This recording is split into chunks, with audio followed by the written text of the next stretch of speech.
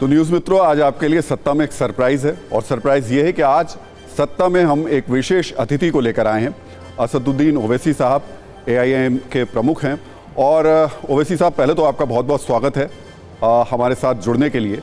लेकिन इस इंटरव्यू की शुरुआत करें सत्ता में, उससे पहले मैं आपसे कुछ ज़रूर कहना चाहूँगा कि आपने अब तक बहुत सारे इंटरव्यूज़ दिए होंगे, अखबारों में दिए होंगे, टेलीविज़न में दिए होंगे, पर ये इंटरव्यू थोड़ा अलग किस्म का है, दूजा किस्म का है। वो थोड़ा जब आगे बढ़ेंगे तब आप देखेंगे, शायद उसमें आप महसूस भी करें। पहले तो शुरुआत कुछ रैपिड फायर सवालों के साथ कर रहे हैं हम लोग। सत्ता के 7 रैपिड फायर सवाल हैं और उसमें आपसे मैं सीधे सिंपल हाँ या ना, सही या गलत में सवाल पूछूंगा और उसके बाद विस्तार से आपको सत्ता की वर्कशॉप में लेकर चलूंगा। वो भी घुमाऊंगा आपको कि हमारी सत्ता की वर्कशॉप क्या है और उस पर थोड़ी विस्तृत चर्चा होगी वहाँ पे। पहला सवाल मेरा आपसे रैपिड फायर, जो हमारे सत्ता के 7 सवाल हैं, उसमें यही है कि एक देश एक चुनाव, क्या ये सही है या फिर गलत है?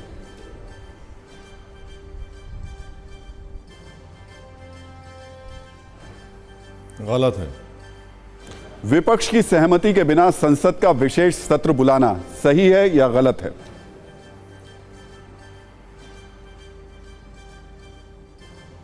इंडिया की बैठक में ओवैसी को ना बुलाना। संसद को बुलाना ये सरकार का राइट है जी। मेरा तीसरा सवाल है, कोई परवाह नहीं है। मेरी तीसरा सवाल, इंडिया की बैठक में ओवैसी को ना बुलाना सही है या गलत है?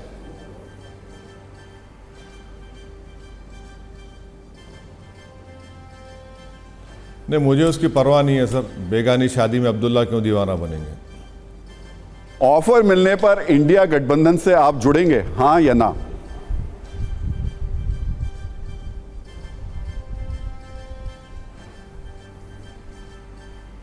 मुझे अपनी ज़िंदगी का भरोसा नहीं है, कल क्या होगा, सुबह तक मैं ज़िंदा रहूँगा या आप ज़िंदा रहेंगे, तो ये सवाल का जवाब देना सबके लिए मुश्किल है सर। मैं इस पर विस्तार से आपसे बात करूंगा। भ्रष्टाचार मैंने नहीं, मोदी सरकार ने किया, ये लालू यादव ने कहा है। ये बात सही कही है उन्होंने या गलत कही है?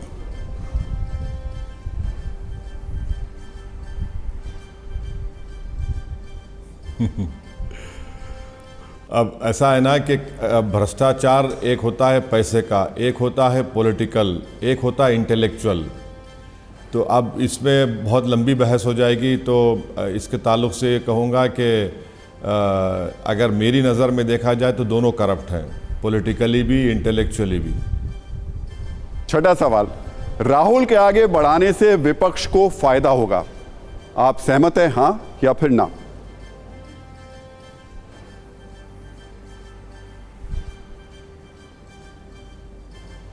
नहीं, देखिए, सवाल का जवाब मैं नहीं दे सकता क्योंकि मैं उसका हिस्सा नहीं हूँ।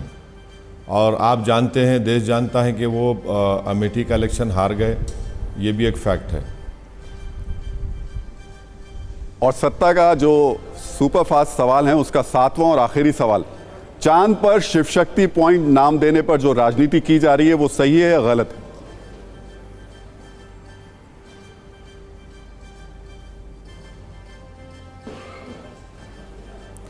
नहीं, देखिए, क्रेडिट जाता है प्रधानमंत्री को, क्रेडिट नहीं जाता है, क्रेडिट जाता है इसरो के साइंटिस्ट को। हम उनको सलाम करते हैं, क्रेडिट उन्हीं को मिलना चाहिए। हो रहा क्या है कि पॉलिटिशियंस और प्राइम मिनिस्टर जो है ऐसा दिखा रहे हैं कि उन्हीं ने ही सब चीज़ किया, वो गलत है। ओवैसी जी, अब आपको हम लोग, आपने जो इंटेलेक्चुअल करप्शन की बात की, तो सत्ता में हमारा एक खास सेगमेंट होता है, हमारी एक वर्कशॉप है, आपको उस वर्कशॉप में लेकर चल रहे हैं। उस चलते चलते आपसे मेरा सवाल यही है कि जो एक देश एक चुनाव है, इसको लेकर के आपत्ति आपकी क्या है? इसका जवाब मैं आपसे लूंगा और साथ ही साथ आपको अपनी वर्कशॉप भी दिखाऊंगा, लेकिन पहले आपका जवाब चाहता हूं, इसको लेकर के आपकी आपत्ति क्या है?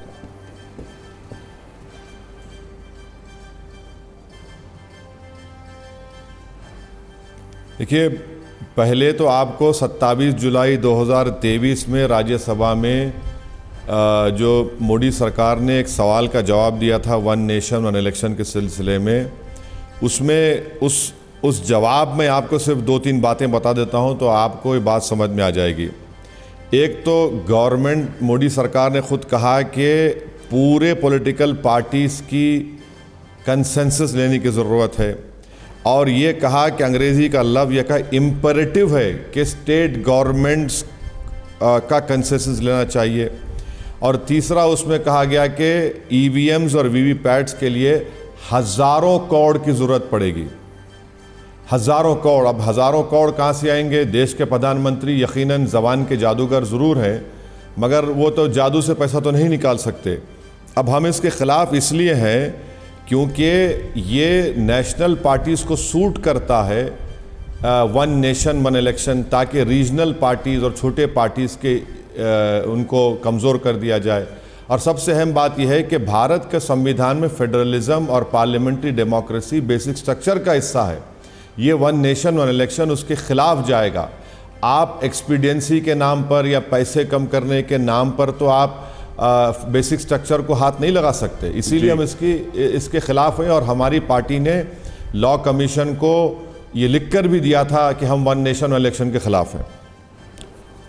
ओवैसी जी, अगर आप इस वक्त टीवी 9 भारतवर्ष को इस स्क्रीन को देख पा रहे हैं तो हम एक सत्ता की वर्कशॉप है हमारी ये, और सत्ता की वर्कशॉप ये असल में उन लोगों के लिए तैयार की गई है जो वैचारिक तौर पर, जो आपने इंटेलेक्चुअल करप्शन की बात की, जो वैचारिक भ्रष्टाचार करते हैं, और हम इस वर्कशॉप में उनकी वैचारिक मरम्मत करते हैं, थोड़े पेच कसते हैं उनके। हालांकि हमारी इस वर्कशॉप में देखिए हमारे पास पेचकस भी है, हमारे पास ये प्लास भी है, ये सब हमने लगा के रखा हुआ है, लेकिन ये सारी चीज़ें जो होती हैं वो प्रतीकात्मक तौर पर हैं। एक्चुअली असल में हम लोग अपने तर्कों के, अपने शब्दों से, अपने विचारों से उनकी वैचारिक मरम्मत करते हैं। तो कभी कभी खुद करते हैं और कभी कभी किसी के सहयोग की ज़रूरत पड़ती है। तो आज आपके सहयोग से जो इंटेलेक्चुअल करप्शन वाले लोग हैं उनकी थोड़ी मरम्मत और पेच कसना चाहेंगे। सवाल मेरा आपसे यही है कि आप जब ये बात कह रहे हैं कि इससे रीजनल पार्टीज़ को नुकसान होगा, लेकिन इससे देश को एक बड़ा फ़ायदा भी तो होगा, वो आर्थिक तौर पर होगा। हर चुनाव में गाए बगाए 2 महीने 3 महीने 6 महीने में जो नुकसान होता है देश का, टैक्स पेयर्स का, हर इलेक्शंस में, वो बचेगा। इसके अलावा हमारी फोर्सेस अमूमन हर इलेक्शंस में जा करके इन्हीं कामों में लगी रहती है, सिक्योरिटी उससे कॉम्प्रोमाइज़ होती है, वो बचेगी।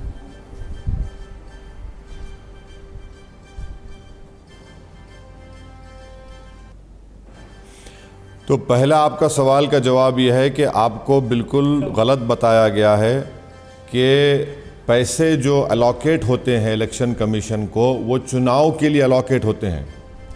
तो जब पैसा अलोकेट हो चुका है, जैसा कि मिसाल के तौर पर टीवी 9 में आपके प्रोग्राम के लिए एक बजट का एक्सपेंडिचर होगा, आप अगर आप एंकर ना भी रहे कोई और रहेगा तो एक्सपेंडिचर होगा ना।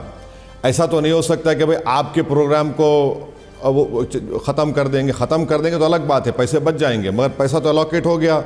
हेमंत साहब ने आपके प्रोग्राम के लिए पैसे अलोकेट कर दिए, तो इसमें नुकसान कैसा हो रहा है टीवी 9 का? दूसरी बात आपने कही थी कि जनता का नेशनल पार्टीज़ का फ़ायदा होगा। मैं इसलिए कह रहा हूँ कि एम्पिरिकल डेटा है कि एक साथ अगर 2 चुनाव होंगे तो 77% लोग एक ही पार्टी को वोट डालते हैं। तो ये नेशनल पार्टीज़, ये मुकाबला फ्री एंड फेयर नहीं होगा, लेवल प्लेइंग फील्ड नहीं होगी। अब इलेक्टोरल बॉन्ड्स बीजेपी को ही क्यों मिल रहे हैं बताइए आप? और वो इलेक्टोरल बॉन्ड्स सिर्फ प्रधानमंत्री को मालूम और आरबीआई को मालूम। इलेक्टोरल बॉन्ड्स मुझे नहीं मिलते, इलेक्टोरल बॉन्ड्स किसी और पार्टीज़ को नहीं मिलते। तो ये तो लेवल प्लेइंग फील्ड नहीं होगा ना फिर।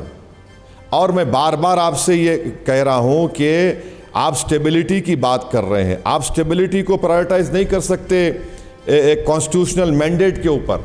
कॉन्स्टिट्यूशनल मैंडेट के ऊपर कैसे करेंगे आप बोलेंगे पैसे बचेंगे। भाई पैसे आप बचने की बात कर रहे हैं तो फेडरलिज्म का क्या होगा? अच्छा, अगर मिसाल के तौर पर किसी स्टेट में एक असेंबली, जैसे कर्नाटका में हुआ, बीजेपी ने किया, महाराष्ट्र में उद्धव ठाकरे की पार्टी टूट गई, एनसीपी टूट गई, वहाँ पर अगर 5 साल में 2 साल में गवर्नमेंट टूट जाती है तो 3 साल तक लॉ कमीशन का प्रपोजल है कि 356 के तहत सरकार चलेगी, हम चुनाव नहीं कराएंगे।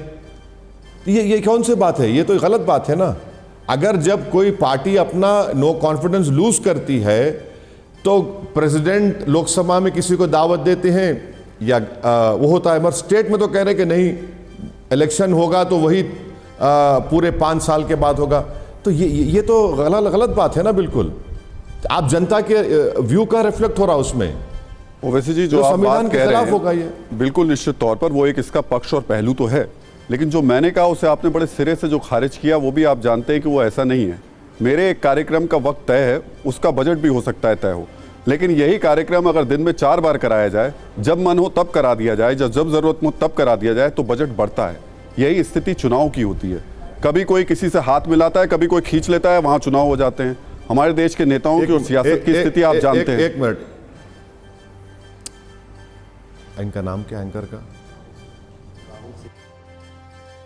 एक मिनट, राहुल साहब, आपका प्रोग्राम का तो बजट अलॉकेट है, दूसरे एंकर का भी बजट अलॉकेट है। अब राहुल साहब ये बोल रहे हैं कि भाई किसी का प्रोग्राम नहीं चलेगा टीवी 9 में, सिर्फ मेरा ही चलेगा। तो भैया हेमंत साहब ने तो सबका बजट अलॉकेट कर दिया ना, हर एंकर का। अब जैसा कि आप हर प्रोग्राम करते हैं, तो इलेक्शन कमीशन को हम बजट दे चुके हैं, टैक्सपेयर का पैसा ही दे रहे हैं। बजट तो और एक बात याद रखिए, जितने चुनाव होंगे पैसा बचेगा नहीं बचेगा, मुझे ये बताइए। नहीं, सुनिए, बजट नहीं बचेगा, पैसा नहीं बचेगा। बजट उतना ही 5 साल में एक बार सब एक साथ चुनाव हो जाएंगे, या 5 साल में 50 चुनाव होंगे, पैसा नहीं बचेगा। आपने नहीं बचेगा, बता रहा हूं, सुनिए मेरी बात। हमने बजट इलेक्शन कमीशन को दिया पूरे चुनाव कराने के लिए, और ये जरूरी इसलिए है क्योंकि फेडरलिज्म में पार्लियामेंट्री डेमोक्रेसी भारत के बेसिक संविधान का बेसिक स्ट्रक्चर का हिस्सा है।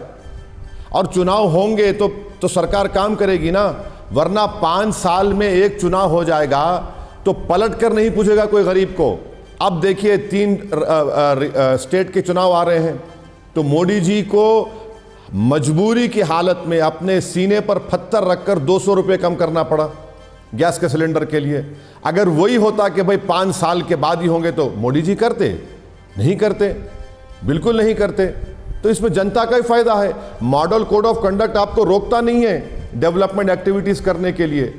पैसा कहां खर्चा हो रहा है बता रहा हूं मैं आपको। पैसा खर्चा हो रहा है कि जो लेवल प्लेइंग फील्ड नहीं है, जो नेशनल पार्टीज के पास बहुत पैसा है, मेरे पास कहां पैसा है? मेरे पास अगर कोई दौलत है तो जबान की है, मगर नेशनल पार्टीज के पास इतना पैसा है कि इलेक्शन कमीशन का जो रिक्वायरमेंट है उससे ट्रिपल तो लोग जाकर अपना पैसा खर्चा करते हैं। उसको कैसे रोकेंगे आप बताइए? वो तो खर्चा करेंगे, चाहे चुनाव 1 बार हो या 2 बार हो, उसका तो कोई नहीं है। उसके लिए करना चाहिए कि first past the post system को बदलिए आप। ये first past the post system ही हमारे देश को ये तमाम तमाशे दिखा रहा है। अब आप जी इस इशू पे मैं आपके साथ बात करता रहूँगा, लेकिन उसके साथ एक दूसरी बड़ी खबर आज की वो बैठक भी है जो कि मुंबई में हुई इंडिया की। मुंबई में इंडिया गठबंधन की जो बैठक चल रही थी, उसमें लालू यादव का सबसे ज़्यादा जोर राहुल गांधी को प्रोजेक्ट करने को देखने को मिला। लालू यादव ने कहा कि हम सबका मिलकर के राहुल गांधी को मजबूत करना चाहिए, एकजुट होकर लड़ेंगे। एक बार लालू यादव का हम आपको बयान सुना रहे हैं, फिर मैं आपसे एक सवाल पूछूंगा। हम सब एक हैं और एक होकर के हम लोग इस लड़ाई को लड़ रहे हैं, और राहुल गांधी जी को भी हम काफ़ी मजबूती के साथ विश्वास हम लोग दिलाते हैं कि हम सब एकजुट हो करके अपना कुछ नुकसान करके भी हम लोग इंडिया को, ये संघ है, हम लोग जिताएंगे और मोदी को हटाएंगे। तो ओवैसी साहब, मेरा सवाल आपसे ये है, राहुल गांधी पे तो मैं आऊंगा, इस मंच पे असदुद्दीन ओवैसी क्यों नहीं दिखाई दे रहे?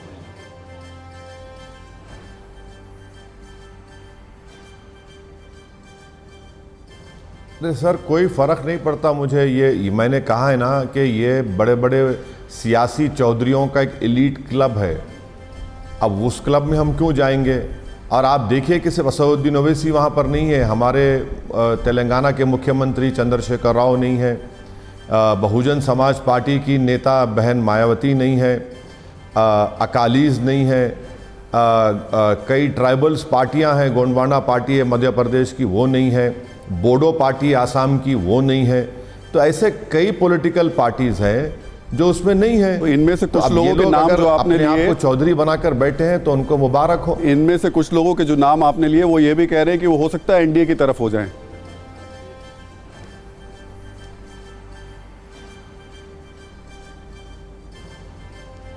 अब नहीं मालूम सर, अभी तो नहीं है। अब मुस्तकबिल में, फ्यूचर में वो लोग क्या करेंगे वो उनकी पार्टी का फैसला है। इसीलिए मैंने हमारे प्रदेश के मुख्यमंत्री से ये कहा है कि सर आप के चंद्रशेखर राव को लीड लेनी चाहिए एक थर्ड अल्टरनेटिव के लिए। ये दुकानदार और चौकीदार इस देश के लिए नुकसानदेह साबित हुए हैं। दुकानदारी की बात तो करते हैं मगर वो सिर्फ उसी वक्त अपनी ज़बान को खोलते जब उनको पॉलिटिकली सूट करता। चौकीदार हैं मगर चौकीदार ने कोई चौकीदारी नहीं निभाई, इसलिए आज फूड इन्फ्लेशन 11% पर पहुंच चुका है। चौकीदार हैं और चीन बैठा हुआ है डेप्सांग और डेमचाक में। तो इस देश को बहुत ज़रूरत है एक तीसरे विकल्प की, पॉलिटिकल अल्टरनेटिव की। हम उम्मीद कर रहे हैं कि शायद हमारे चीफ मिनिस्टर कुछ फैसला लें और इन तमाम लोगों को जो नहीं है एनडीए में और इस दुकानदार में, तो उनको लेकर आगे बढ़े। पर आपको लग रहा है राहुल गांधी को थोड़ा मजबूत किया जाए तो विपक्ष मजबूत हो सकता है?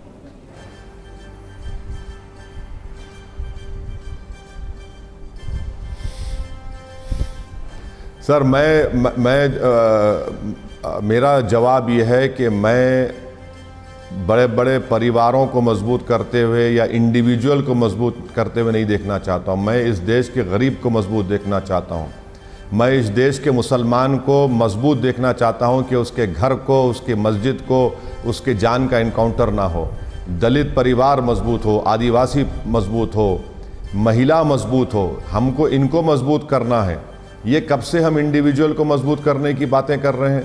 आपने कहा कि मोदी है, स्ट्रांग लीडर है। देख लिया आपने कि चीन घुस के बैठा है।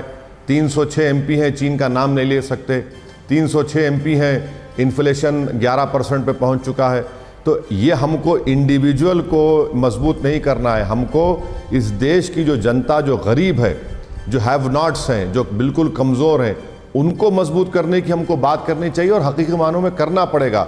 दुकानदार और चौकीदार ने यह काम नहीं किया। ओवैसी साहब, लेकिन जिन मुद्दों को आप लेकर चल रहे हैं, राहुल गांधी भी उसी मुद्दे को उठा रहे हैं। चीन के मुद्दे की आप भी बात करते हैं और चीन का मुद्दा तो राहुल गांधी भी उठा रहे हैं। फिर आप दोनों एक साथ क्यों नहीं आ पा रहे?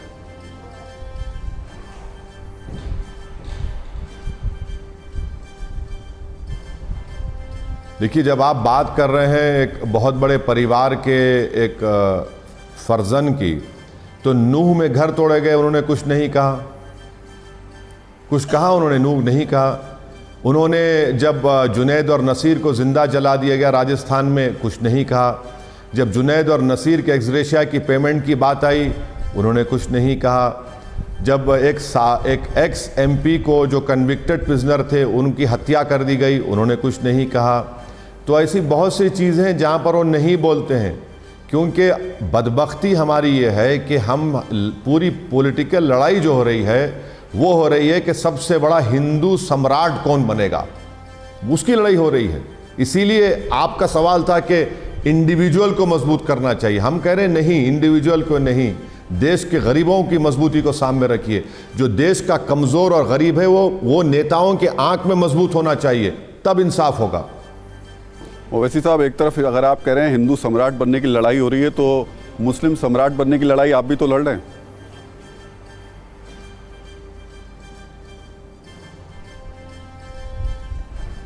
नहीं, अगर मैं कभी अपनी ज़बान से कहीं पर कहा तो बताइए कि मुसलमानों का नेता बनना चाह रहा हूँ।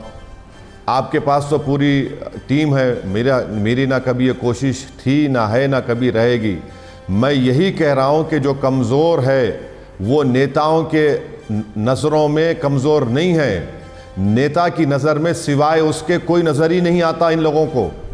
अगर उनकी नज़रों में गरीब मजबूत होता तो ये सब समस्या नहीं होती।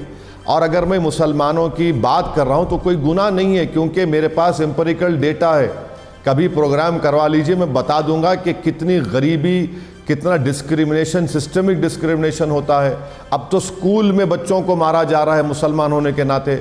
अब तो वर्दी पहनकर लोग मेरे पास वक्त नहीं है ओवैसी साहब, लेकिन मैं फैक्चुअली आपको करेक्ट कर देता हूं। उस बच्चे को इस वजह से नहीं मारा गया था कि वो मुसलमान था, तो ये उस बच्चे को एक टीचर की क्रूरता की वजह से जरूर पिटवाया गया था, मुसलमान होने की वजह से नहीं पिटवाया गया था। मेरे पास वक्त बहुत कम है। बहुत बहुत शुक्रिया सत्ता में हमारे साथ जुड़ने के लिए, सत्ता की वर्कशॉप में हमारे साथ आने के लिए।